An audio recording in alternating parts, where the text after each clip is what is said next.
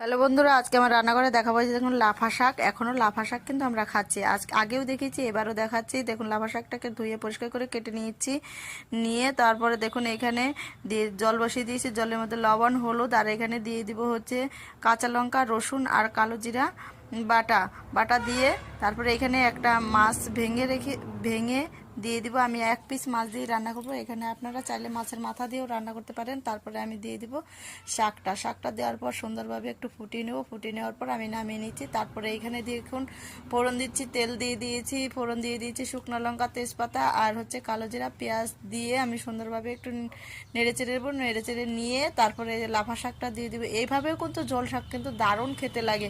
আপনারাও এরকম রান্না করে খাবেন, অবশ্যই দেখবেন ভালো লাগবে। ভিডিওটা ভালো লাগলে অবশ্যই সাবস্ক্রাইব, লাইক দিয়ে পাশে থাকবেন। তারপর দেখুন একটু যখন ফুটবে তখন আমি এটাকে নামিয়ে নেব। এই যে নামিয়ে নিচ্ছি। এইরকম রান্না কিন্তু অসাধারণ লাগে।